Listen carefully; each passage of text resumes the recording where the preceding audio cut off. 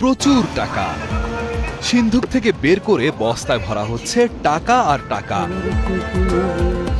একদিকে যখন পুরুষেরা বস্তা বস্তা টাকা নিয়ে ব্যস্ত, অন্যদিকে নারীরা ব্যস্ত স্বর্ণের গহনা গোছাতে, কেউ বা আবার ব্যস্ত মোরগ গুনতে। আর এত মোরগ, গহনা, বস্তা বস্তা টাকা সবই মানুষের দানের।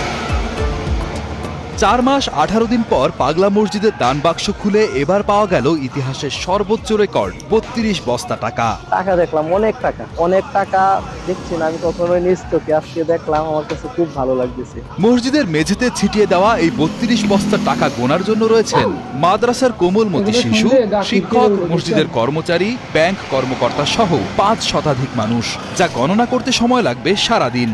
আমরা এত টাকা আগে কোনো দেখিনি, এবার গুনতে আসছি, অনেক ভালো লাগতেছে। এটা আমরা অধীর আগ্রহে থাকি। পাগলা মসজিদের টাকা গণনার কাজে আমরা শরীক হতে পেরে অনেকটা আনন্দ বোধ করি। কিশোরগঞ্জের ঐতিহাসিক এই মসজিদটিতে 13টি বিশাল আকারের লোহার দানবাক্স রয়েছে, যেগুলো সাধারণত 3 মাস পর পর খোলা হয়। অতিরিক্ত জেলা ম্যাজিস্ট্রেট এবং দানবাক্স খোলার কমিটির আহ্বায়ক মোহাম্মদ এরশাদুল আহমেদের তত্ত্বাবধানে জেলা প্রশাসক ফৌজিয়া খান ও পুলিশ সুপার মোহাম্মদ হাসান চৌধুরীর উপস্থিতিতে 30 আগস্ট সকাল 7:15টার দিকে দানবাক্সগুলো খোলা হয়।